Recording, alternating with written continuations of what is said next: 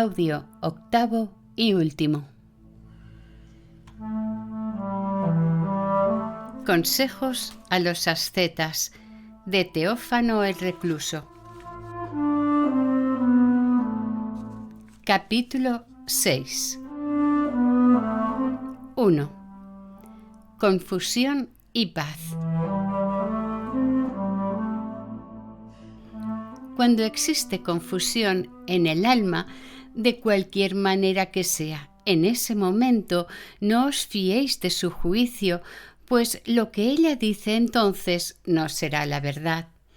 En ese caso su consejero es Satanás, y su consejo no se dirige ciertamente a vuestra salvación. La pobre alma es llevada de un lado al otro. La cólera del hombre no realiza la justicia de Dios. Todo lo que viene de Dios no es más que paz, calma y dulzura.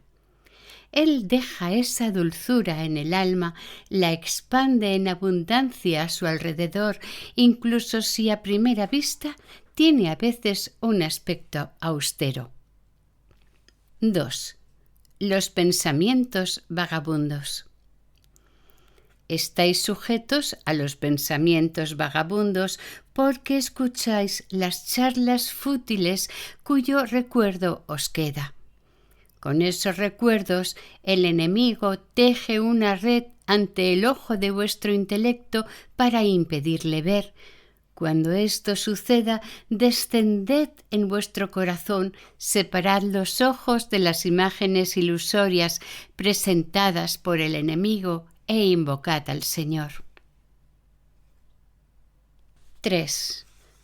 Sufrimiento lleno de alegría y verdadera oración exenta de ilusión.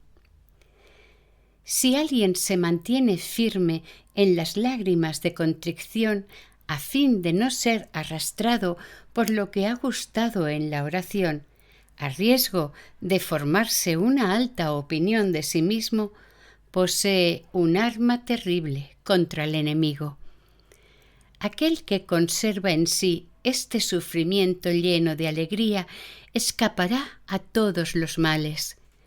La verdadera oración, exenta de ilusión, es una oración en la cual el calor espiritual, unido al nombre de Jesús, pone el fuego en las profundidades del corazón y consume las pasiones como si fueran malas hierbas.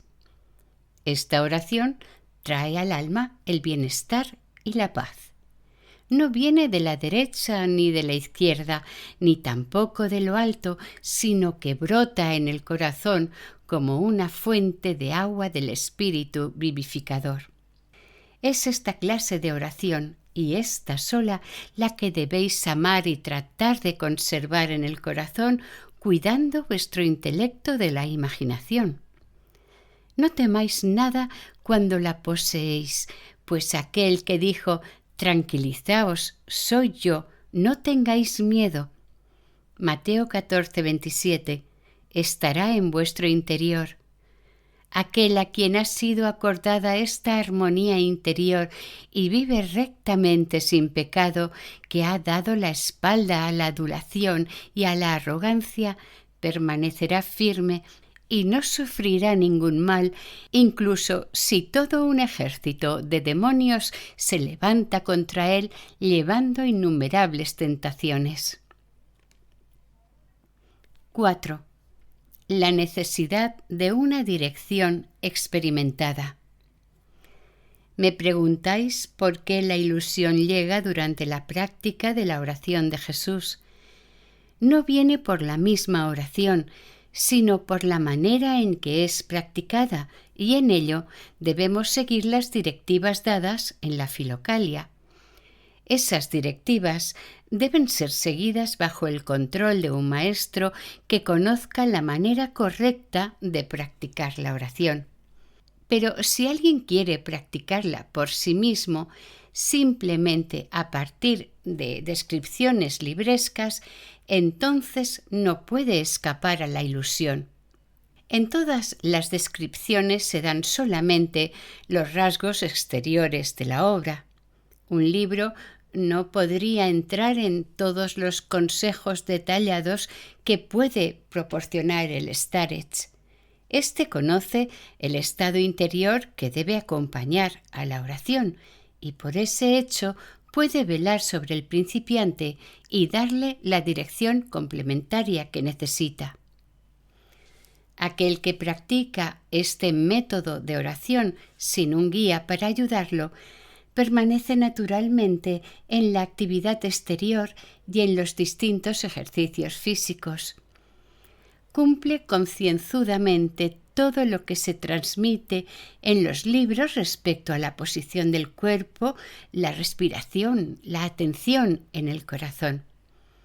Pero, puesto que los métodos de este tipo conducen naturalmente a un cierto grado de concentración de la atención y de calor, quien no tiene cerca suyo un maestro seguro capaz de explicarle la naturaleza del cambio que se ha operado en él, corre el riesgo de imaginar que ese calor limitado es verdaderamente lo que busca y que la gracia ha descendido sobre él, mientras que de hecho eso no ha sucedido en absoluto. Y comienza a creerse en posesión de la gracia sin tenerla realmente. He aquí la naturaleza de la ilusión, y esta ilusión puede falsear todo el curso ulterior de su vida interior. Es por ello que actualmente los starets aconsejan no emprender de ningún modo métodos físicos en razón del peligro que comportan. Por sí mismos no pueden otorgar la gracia, pues la gracia no está ligada a los ejercicios exteriores, sino que desciende solamente en el ser interior. Por otra parte, la buena disposición interior atraerá la acción de la gracia incluso sin estos métodos. Esta disposición interior consiste en practicar la oración de Jesús de modo que se marche en presencia de Dios. Al mismo tiempo, debemos hacer nacer en nosotros mismos los sentimientos de adoración y de temor de Dios, cesar de buscar cualquier otra cosa, escuchar nuestra conciencia siempre y en todo, mantenerla pura y en paz y colocar toda nuestra vida interior y exterior entre las manos de Dios. Cuando esos elementos espirituales estén presentes, la gracia de Dios, que llega a su tiempo y los absorbe a todos en la unidad, enciende a partir de ellos el fuego espiritual que es el signo de la presencia de la gracia en el corazón. Si seguimos este camino, es difícil caer en la vanidad, pero de todos modos es mejor tener un guía con el que podamos encontrarnos personalmente, que vea nuestro rostro y escuche nuestra voz, pues ambas cosas revelan lo que está en nosotros. 5. La necesidad de una dirección experimentada 2. La oración interior aporta salvación, pero tenemos gran necesidad de una dirección experimentada durante el tiempo que oramos todavía por nuestros propios esfuerzos y nuestro propio trabajo. Es precisamente durante esa etapa de la oración interior cuando las personas a las que falta el sostén de una mano competente corren el mayor riesgo de desviarse. 6. ¿Por qué la oración de Jesús conduce a veces a la demencia? La oración de Jesús solo puede conducir a la demencia si, mientras se practica, se desdeña renunciar a los pecados y a los malos hábitos que la conciencia condena. Esto causa un conflicto interior agudo que priva al corazón de toda paz. De ello resulta la confusión en el cerebro y las ideas se embrollan y se desordenan. En lo que concierne a vuestra primera pregunta respecto a la pequeña llama, cuando Dios os la otorga, comprenderéis. Antes de haber gustado el dulzor de la miel, nadie puede saber de qué se trata. Lo mismo sucede aquí. Es necesario adquirir un seguimiento permanente de amor hacia Dios. Entonces la llama llegará a ser manifiesta.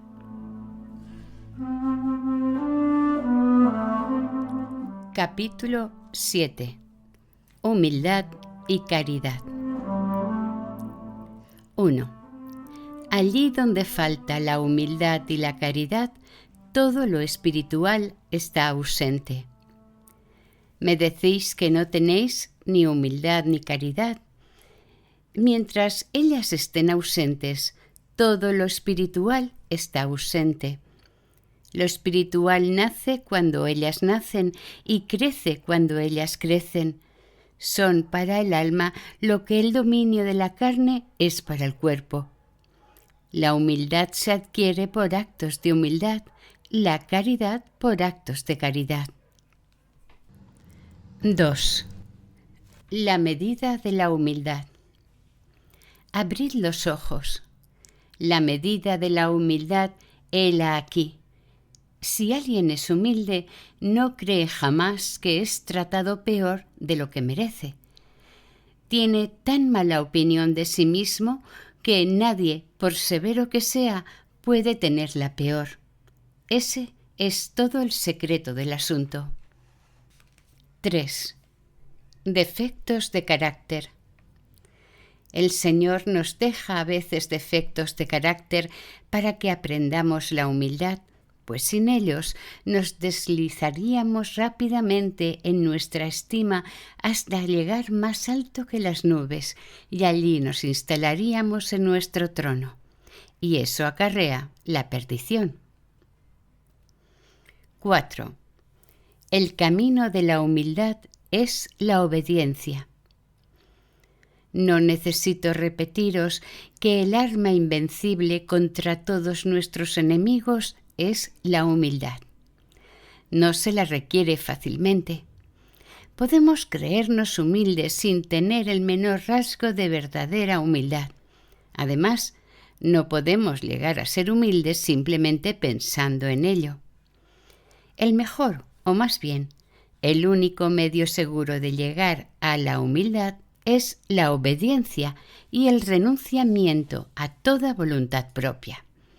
Sin esto, somos pasibles de alimentar en nosotros mismos un orgullo satánico, aun siendo humildes en las palabras y en las actitudes corporales. Yo os pido poner atención en ese punto y con todo temor examinar vuestra vida. ¿Tienen lugar en ella el renunciamiento a vuestra propia voluntad y a la obediencia? Entre todas las cosas que hacéis, ¿hay muchas que sean contrarias a vuestra voluntad, a vuestras ideas, a vuestro juicio? ¿Llegáis a hacer algo a disgusto simplemente porque habéis recibido una orden por pura obediencia? Os lo ruego, verificad esto cuidadosamente y decídmelo. Si no hay ninguna obediencia de este tipo, la vida que lleváis no os conducirá a la humildad. Poco importa cuán humildes podéis ser en pensamiento, sin actos que conduzcan al desprecio de sí mismo, la humildad no llegará jamás. Reflexionad pues seriamente acerca de lo que podéis hacer respecto a esto. 5. Suficiencia y crítica. Rebajarse no es todavía humildad, es solamente desear y buscar la humildad. Pueda el Señor ayudaros a adquirir esta virtud. Existe un espíritu de ilusión que de una manera oscura engaña al alma por medio de sus artificios. Turba de tal modo los pensamientos que el alma se cree humilde mientras esconde en sí una alta y pretenciosa opinión de su valor. Debemos continuar escrutando cuidadosamente nuestro corazón. Las relaciones interpersonales susceptibles de humillarnos son lo mejor que hay para ello. ¿Habéis sido algo negligentes?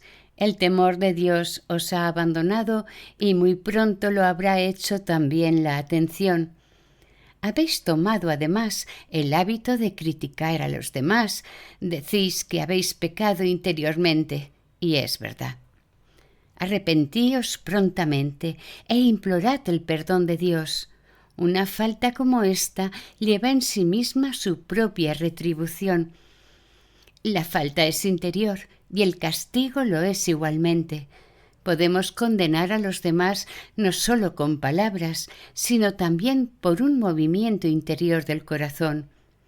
Si pensando en alguien se lo critica, ya se lo ha condenado. 6. Ser ofendido y poner la otra mejilla. Me decís que habéis sido ofendido. Si alguien se ofende por una falta de atención es porque se considera digno de atención y por lo tanto su corazón se otorga un gran valor. En otros términos, se tiene el corazón inflado de orgullo. ¿Es eso bueno? ¿No es nuestro deber soportar las acusaciones injustas?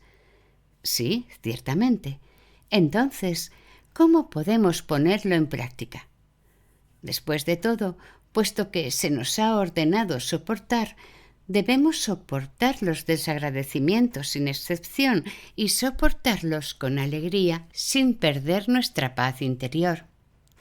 El Señor nos ha dicho: cuando se os golpee en una mejilla, poned también la otra. Pero somos tan sensibles que si una mosca al pasar nos roza con sus alas, inmediatamente tenemos las armas en la mano. Decidme, ¿estáis dispuesto a obedecer ese mandato del Señor? Probablemente diréis que sí, que estáis listo, y sin embargo, el ejemplo que me dais en vuestra carta es precisamente un caso en el que ese mandato se aplica. Ser golpeado en una mejilla no debe tomarse en sentido literal. Ello se refiere a toda manera de actuar de nuestro prójimo que, según nos parece, no nos ha considerado tal como se debía, toda manera de actuar que nos ha rebajado, que, como se suele decir, ha herido nuestro honor.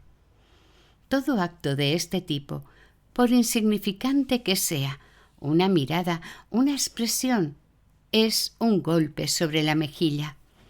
No solamente debemos soportarlo, sino también estar listos para una mayor humillación, lo que equivale a poner la otra. Lo que os sucedió era una palmada muy ligera sobre una mejilla. ¿Y qué habéis hecho? ¿Habéis puesto la otra? No, por el contrario, habéis devuelto el golpe. Pues eso es lo que habéis hecho. Habéis hecho sentir al otro que erais alguien, como si dijerais: no os atreváis. Pero, ¿qué somos nosotros si hacemos esto?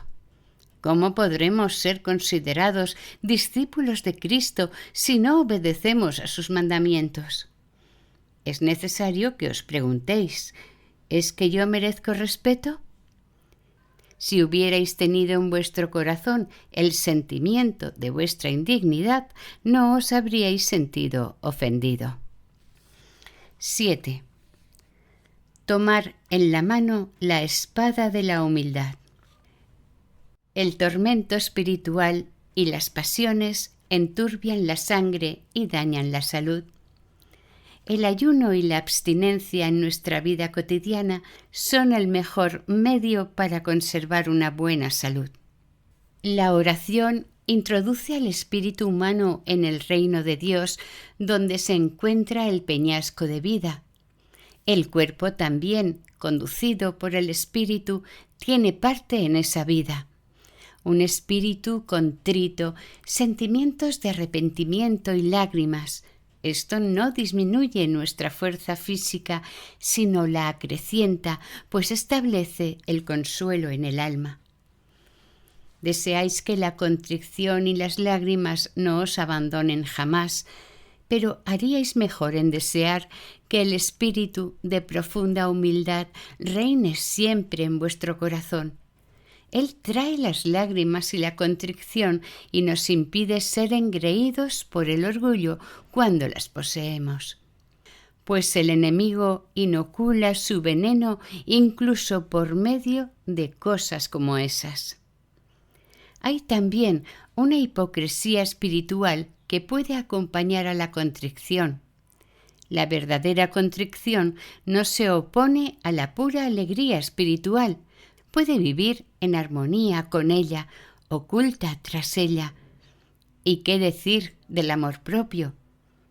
Tomad la espada de la humildad y la dulzura, conservadla siempre empuñada y sin piedad cortad la cabeza de vuestro enemigo mortal.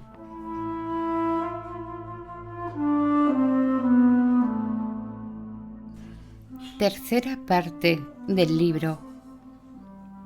Otros textos. 1. La protección de las virtudes, de Diádoco de Fótice. Aquel que habita sin cesar su propio corazón es extraño a todos los placeres de esta vida. Marcha en el espíritu y por ello no conoce las concupiscencias de la carne. Todos los engaños del demonio nada pueden contra él, pues está protegido por las virtudes que se mantienen como centinelas en la puerta de la ciudad de pureza. Diádoco, obispo de Fótice en Epiro a mediados del siglo V. Sus capítulos gnósticos son particularmente importantes para la historia del desarrollo de la oración de Jesús. 2. ¿Cómo penetran los demonios? De Juan Casiano. Los demonios no tienen ningún medio de tomar posesión del cuerpo o del espíritu de un hombre, ningún poder para forzar las puertas de su alma, si antes no lo han despojado de todo pensamiento santo y no lo han vaciado y privado de la contemplación espiritual. Juan Casiano, 360-435. Comenzó su vida monástica en Belén, después de haber pasado varios años en el desierto de Escete en Egipto. Habitó en Constantinopla, donde vivió en proximidad de Juan Crisóstomo. Luego fue a Occidente. Hacia 415 fundó 2 monasterios en Galia, cerca de Marsella. Un poco más tarde compuso las instituciones cenobíticas y las conferencias, según el uso de los monjes latinos. Lazo de unión entre Oriente y Occidente, contribuyó a hacer conocer la espiritualidad monástica egipcia en el mundo latino. 3. El origen de la ilusión. Obispo Ignacio Brianchaninov. Muchas personas comprenden los últimos efectos de la ilusión, pues son evidentes. Lo que es más importante es comprender cómo se origina la ilusión. Parte de un pensamiento erróneo que sirve de fundamento a todas las alucinaciones y a todas las funestas enfermedades que atormentan el alma. Un solo pensamiento erróneo contiene ya todo el edificio de la ilusión, igual que una semilla arrojada en la tierra contiene toda la planta que de ella nacerá. 4. Una serie de pruebas. La vida de un cristiano sobre la tierra es una serie de pruebas. Es necesario luchar contra el propio cuerpo, contra las pasiones y los malos espíritus. Nuestra esperanza reside en esa lucha. Nuestra salvación viene de Dios. Habiendo puesto nuestra confianza en Él, debemos soportar pacientemente el tiempo del combate. Somos molidos en el molino de la tentación como el trigo que es transformado en harina. La divina providencia permite que las pruebas nos asalten para el mejor provecho de nuestra alma. Por ellas adquirimos un corazón humilde y contrito que Dios no despreciará. 5. El martirio interior.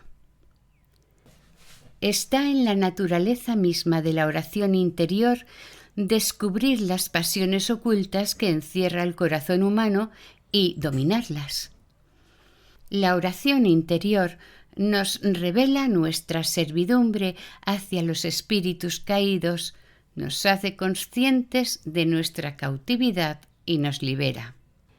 No hay, pues, que turbarse o inquietarse cuando las pasiones se levantan en nosotros por el hecho de nuestra naturaleza caída o son aguijoneadas por los espíritus del mal. Puesto que la oración domina las pasiones desde el momento en que se despiertan, debemos practicar interiormente la oración de Jesús muy tranquilamente y sin prisas, y poco a poco todo el tumulto se calmará. Puede suceder que el tumulto de las pasiones y la invasión de los malos pensamientos sean tan violentos que provoquen un gran combate en el alma. Es el tiempo del martirio oculto. Cuando somos asaltados por las pasiones y los demonios, debemos proclamar nuestra fe en el Señor, dedicándonos a la oración con la mayor perseverancia. Esto nos conducirá infaliblemente a la victoria. 6. La vanidad disfrazada de celo. Para hacer progresos en la oración, el olvido de sí mismo es necesario. Nos enseña que no se debe buscar nada en la oración salvo la atención. Entonces la oración llegará a ser más simple y más fácil. También las tentaciones se harán menos fuertes, aunque acompañen siempre todo lo que emprendemos. San Nils Sorsky y los otros santos padres dicen que las tentaciones violentas que provienen del demonio, las tentaciones superiores a nuestras fuerzas, nos asaltan si buscamos experimentar en nosotros mismos prematuramente los frutos de la oración del corazón. Buscamos esos frutos demasiado pronto porque, sin saberlo, sufrimos de una excesivamente alta opinión de nuestras capacidades y una vanidad disfrazada de celo. 7. ¿Cómo preservar en vosotros la paz de Dios? Si sentís que vuestro espíritu ha llegado a ser uno con vuestra alma y vuestro cuerpo, y que ya no estáis desgarrado por el pecado, sino completamente unificado, y que la santa paz de Cristo os anima, entonces velad sobre ese don de Dios con todo el cuidado posible. Que vuestra principal ocupación sea la oración y la lectura de libros religiosos. No deis a vuestros otros trabajos más que una importancia secundaria, que las actividades mundanas os dejen fríos y, si podéis, suprimidlas completamente. La paz sagrada, delicada como el soplo del Espíritu Santo, abandona inmediatamente al alma que se muestra despreocupada en su presencia. El alma que carece de respeto se muestra desleal y, guardando una complicidad con el pecado, abre la puerta a la negligencia.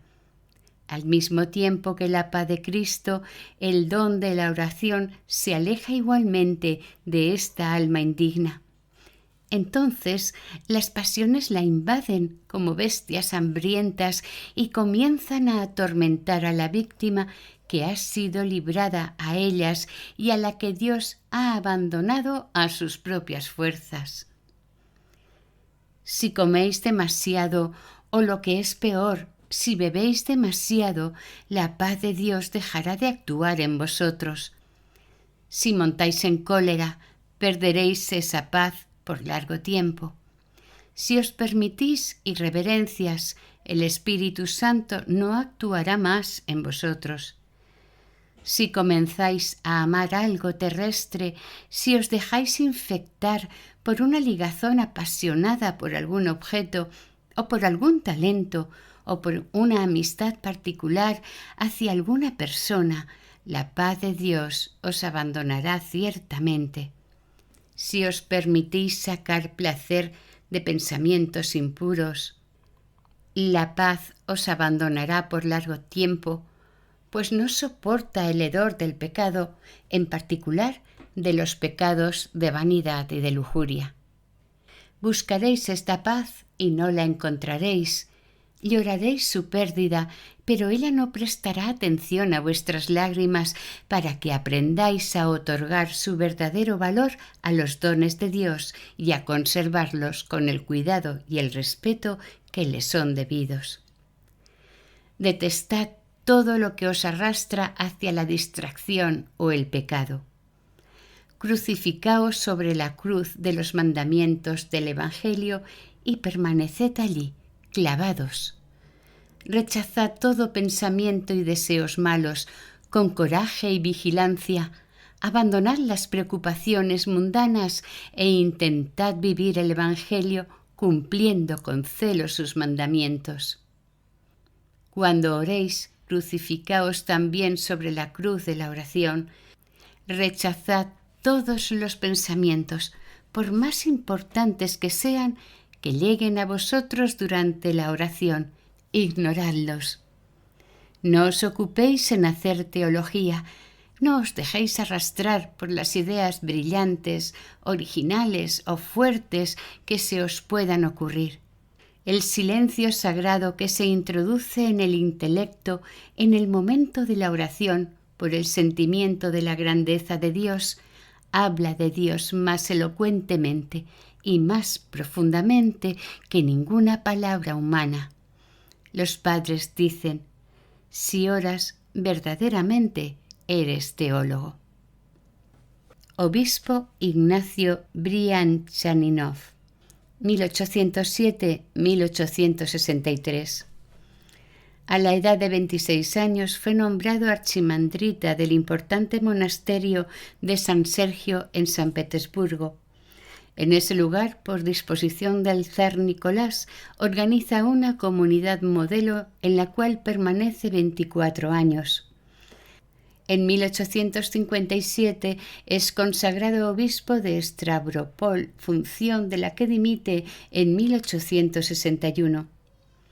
Pasó los últimos 6 años de su vida retirado en el monasterio Nicolás Babaevsky, en la diócesis de Kostroma. Al igual que Teófano, fue un prolífico escritor y la colección completa de sus obras llena 5 gruesos volúmenes. La mayoría de los escritos se dirigen a los monjes.